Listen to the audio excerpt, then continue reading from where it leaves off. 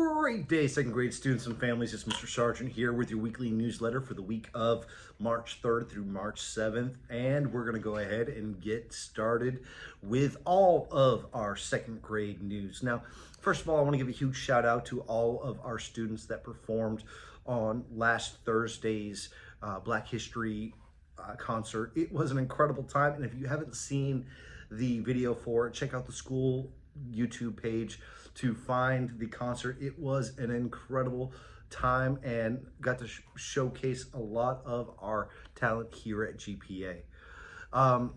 As far as the calendar goes, mark your calendar. Next Monday, March 10th, is respite day. It's the winter respite day, which means we have no school on that day. So enjoy your day then and rest.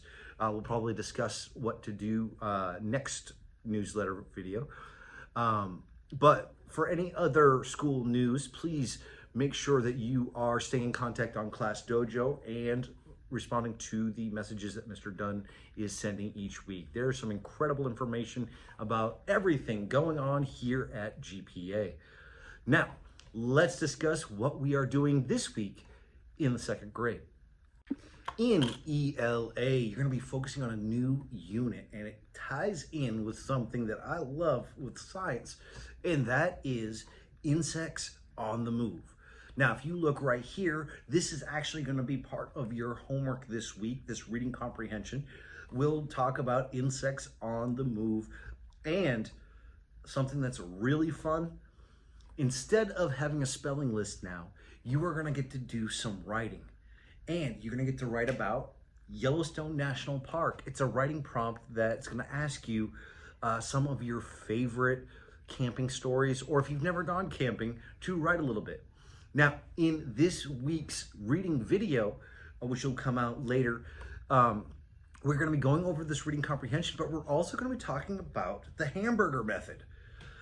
In a way to write a paragraph, we're going to steer the new videos into learning how to writing complete sentences, as well as how to organize our sentences into our paragraphs. All right, I can't wait to work with you all on those paragraphs and to talk a little bit more about hamburgers. In grammar, you're going to be focusing on present and past tense verbs, and you're going to get to review the long E and long A sound, okay? Now, to go along with insects everywhere and what makes an insect, they're going to be also focusing on life cycles of insects, as well as social insects and bees and wasps. Now, in the reading video that we're going to be making, you're going to get to see an introductory video for this unit. So I am really looking forward to sharing that with each and every one of you.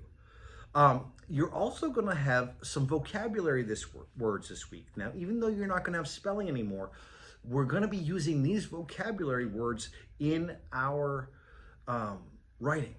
So if you look right here, you will see the words as well as the definitions. I'm going to recommend that if you're not going to watch my video, that you at least pause the video now and write down these words and their definitions so that you'll have them in your vocabulary binder, okay? The words are habitats, insects, social, solitary, abdomen, antenna, exoskeletons, microscopic, thorax, larva, molt, nymph, progression, pupa, colonies, cooperate, drones, and pollen. All right? All insect words, all science words. I am excited that you all get to go over and read those stories and learn about the life cycle of insects.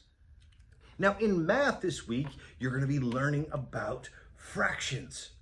And you're going to get to learn about how to use fractions to tell time. So it's a little double lessons this week. We are going to have a math video that's going to come out that's going to hopefully introduce you to one thing that I love a lot about math, and that is fractions. We will do as much as we can to get you prepared and get you comfortable with fractions before Miss Alana teaches her lessons this week. I can't wait. And in science this week, to go along with the life cycle of insects, we're going to be talking about inherited and acquired traits. We're going to be going back into science now, and we're going to be talking about life cycle of animals, but also inherited versus acquired traits.